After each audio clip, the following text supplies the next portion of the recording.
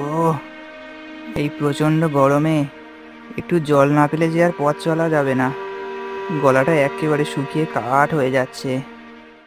এই বলে ভিখারিটি সেই বাড়িতে গিয়ে ডাকতে শুরু করে। বাড়িতে কেউ আছেন বাবু? দয়া করে একটিবার দেখা দেবেন। আপনার দ্বারে যে ভিখারি এসছে, এই অধমকে কিছু ভিক্ষা দিয়ে সাহায্য করুন। এই এই 998, 999, এই 1000। উফ, এই ভিখারিগুলো জ্বালায় আর পারি না বাপু। যাই দেখি বেটাকে বিদায় করা যায় কি না। এই যে বলি, ব্যাপারটা কি? হ্যাঁ, ব্যাপারটা কি? এই অসময়ে আমার বাড়িতে কি মনে করে? রাগ করবেন না বাবু, আপনাকে আমি অসুবিধায় ফেলতে চাইনি। যদি আমায় কিছু ভিক্ষা দিতেন তাহলে খুবই উপকার হতো। আসলে আমি গত 3 দিন ধরে কিছুই খাইনি, তাই। তাই? তা আমার বাড়িটাই তোমার চোখে পড়লো, আর তোমার সাথে এত কথা বলে আমার কি বা লাভ? তুমি এখন এসো তো বাপু, এসো। ওসব ভিক্ষে টিক্ষে আমার এখানে হবে না। ঠিক আছে বাবু, আমি চলে যাচ্ছি। ভগবান আপনার মঙ্গল করুন। আপনার যা কিছু বিষয় সম্পত্তি তা শতগুণ বাড়ুক, এটুকুই আমার প্রার্থনা। এই বলে ভিখারিটি হারাধনের বাড়ি থেকে চলে আসে।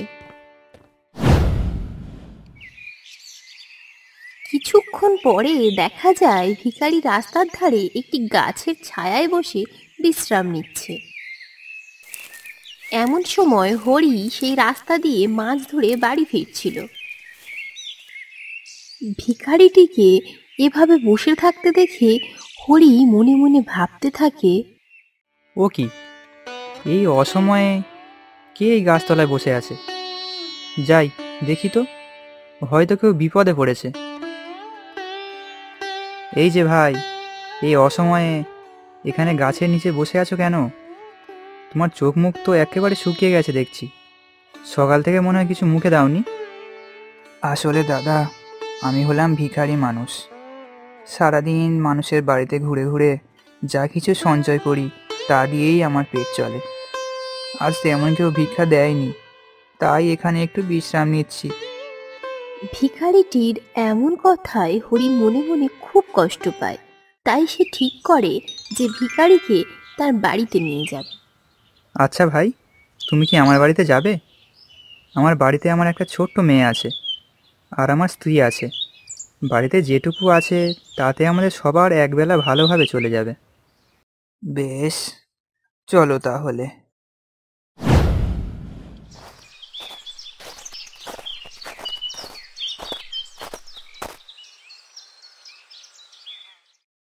এরপর তারা সবাই মিলে সেই ভিখারিকে খুবই যত্নের সাথে আপ্যায়ন করতে শুরু করে। তারা তাদের সামর্থ্য মতো ভাত এবং তরি তরকারি রান্না করে ভিখারিকে পরিবেশন করে। ভিখারিও খুবই আনন্দের সাথে তাদের দেওয়া খাবার গ্রহণ করে।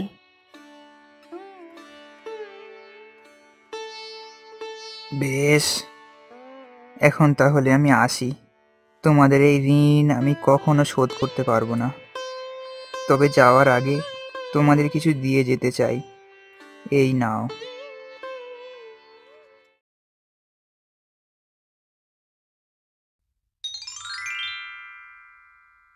এ কি, এগুলো তো বেগুনের বীজ। তুমি হঠাৎ আমায় বেগুনের বীজ দিচ্ছ কেন ভাই?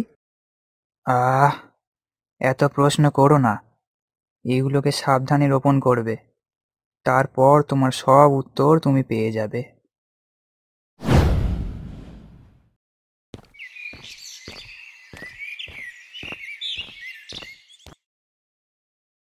বাবা, ও বাবা, এই বেগুনের বীজগুলো তুমি কোথায় রোপণ করবে? এগুলো কিন্তু আমিই রোপণ করব। সে কি রে মা, তুই যে ছোট মানুষ, তুই এটা করতে পারবি? আচ্ছা, মিলি যখন এত করেই বলছে, তখন বীজগুলো তুমি ওর হাত দিয়েই রোপণ করো। কি জানি, আমাদের মিলির হাতের ছোঁয়ায় হয়তো গাছগুলোতে দ্বিগুণ ফলন হলো। ঠিক আছে মা, তুই বরং কাল নিজের হাতে বীজগুলোকে রোপণ করিস। এখন চল দেখি, তোর সাথে বসে একটু গল্প করি। সারাদিন মহাজনের বাড়িতে কাজ করি, তাই তোদের সাথে তেমন ভালোভাবে কথাও বলা হয় না।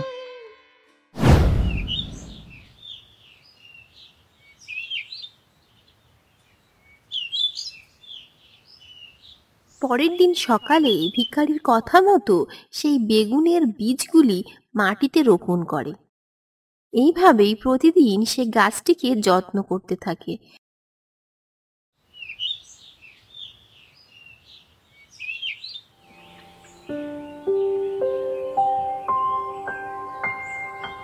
ও মা, কি সুন্দর! বেগুন গাছে এত সুন্দর ফুল আমি কখনো দেখিনি। একটু পরেই মিলি লক্ষ্য করে বেগুন গাছ থেকে কিছু অদ্ভুত আলো বেরিয়ে আসছে।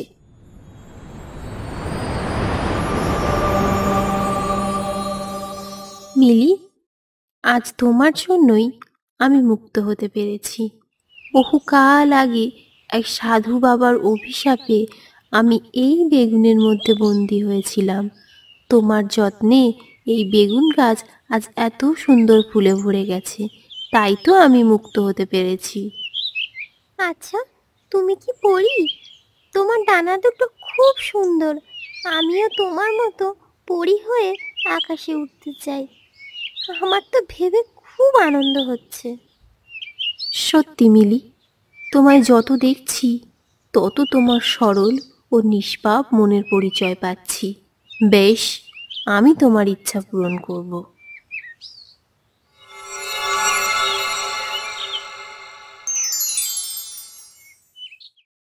কি মজা, কি মজা! এবারে আমিও আকাশে উঠতে পারবো। এই বলে তারা দুজনে একসাথে আকাশে উড়ে যায়। বাহ, কি সুন্দর! আকাশ থেকে আমাদের গ্রাম তো আরো সুন্দর লাগছে। ইচ্ছে করছে এমন ভাবেই সারাদিন উঠতে থাকি। ঠিক তখনই মিলির কানে ভেসে আসে একটা শব্দ। মিলি, এই মিলি, উঠে পড় মা। আর কত ঘুমাবি? বেলা যে গড়িয়ে গেল। মিলি, এই মিলি। মায়ের ডাকে মিলির ঘুম ভেঙে যায়। এ কি মা, তুমি? পড়ি কোথায়? আর আমার জাদুর ডানা? এসব তুই কি বলছিস? কে পড়ি? আর কিসের জাদুর ডানা? তুই নিশ্চয়ই কোনো স্বপ্ন দেখেছিলি। স্বপ্ন? ও, তাই হবে। এখন ওর দেখি তাড়াতাড়ি। গিয়ে দেখ আমাদের বেগুন গাছটায় কত সুন্দর বড় বড় বেগুন ধরেছে।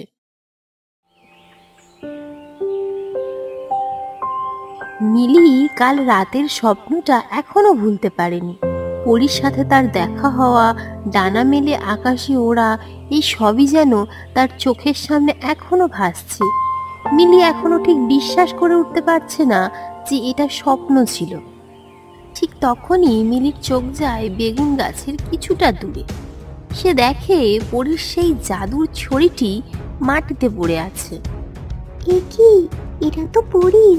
তাহলে কি ওটা স্বপ্ন ছিল না?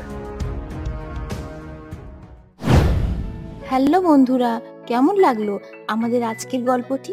ভালো লাগলে এখনই একটি লাইক করো এবং নিজের নামটি কমেন্টে লিখে পাঠাও। পরবর্তী ভিডিওতে লাকি ড্রয়ের মাধ্যমে নির্বাচিত নামগুলি পড়ে শোনানো হবে।